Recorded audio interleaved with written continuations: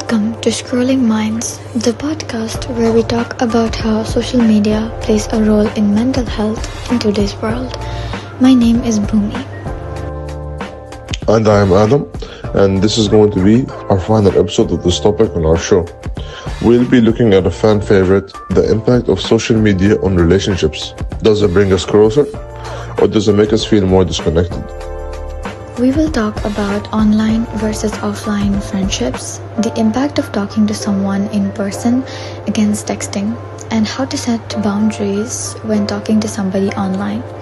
So stay tuned till the end to find out the results of the poll we ran, asking how social media affects people's relationships.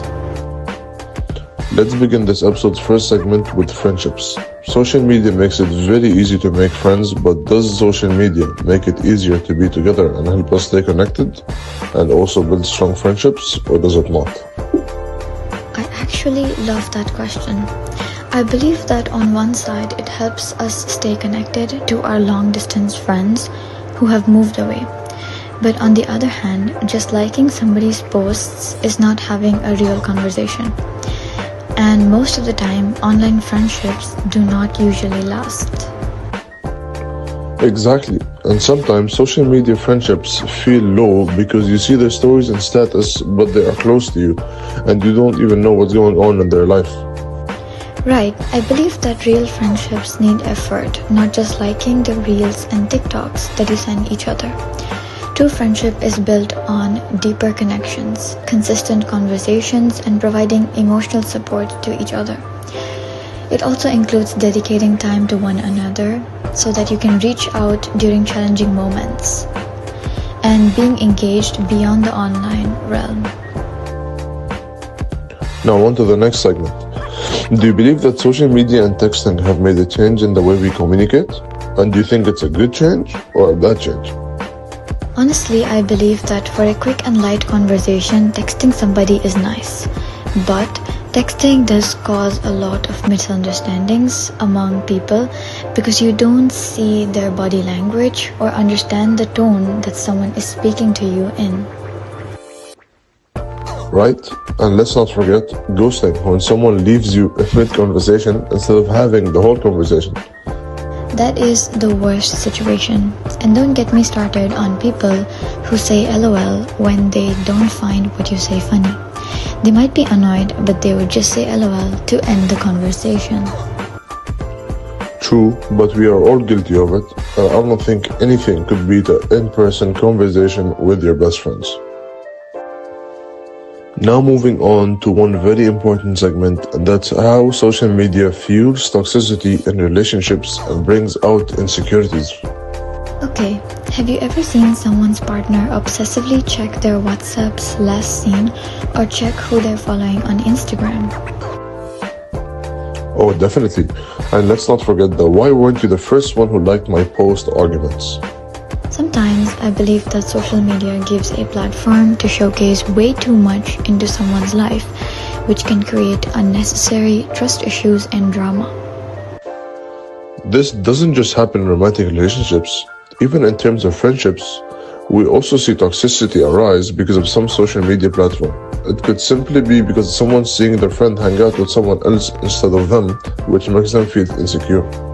It is almost like social media can make a small problem, like adding oil to the fire, to make it burn and make it bigger than it already is. So the next question arises: how do we protect our friendships and relationships from this toxicity and unnecessary drama? Here are several suggestions for nurturing healthy friendships and relationships in a digital landscape. First one, don't dwell on online interactions. Each person has their own commitments and lives to manage. A decrease in online communication does not imply that someone is not invested. True friendships extend beyond social media exchanges. Second, emphasize face-to-face discussions. Meeting in person or having phone conversations fosters deeper bonds and minimizes digital misinterpretations. 3. Give yourself breaks and steer clear of overthinking. Frequently monitoring a friend or partner's online presence can lead to anxiety. Trust and communication are far more important than social media activity. 4. Keep in mind that social media isn't the whole picture. Individuals tend to showcase their highlights rather than their challenges. Resist the urge to compare yourself to idealized online images and concentrate on genuine connections in real life. And to add, don't ever give up on the real-life communications. As we enter the last segment of this episode, we are going to look at the poll results of the poll we conducted on how social media affects relationships. Half of them believe that it helped them stay connected and brought them closer. 40% of them said that it created misunderstanding between them, and 10% of them said it led to breakups. This poll says a lot as it suggests how social media is a great tool but not a lifestyle, and it depends on how you use it. As we are reaching the end of episode 3, what are we taking away from this? We are taking away that we shouldn't let social media replace in-person relationships because real connections happen offline. If you ever feel like social media feels overwhelming in your relationship or it feels like it's harming your friendships, learn to take a step back, take breaks, and set boundaries as it protects your friendships and relationships to keep them forever. Always remember, likes and shares do not define real connections. As we reach the end of the last episode for this topic, we would love to hear your views on this topic. So feel free to DM us on our social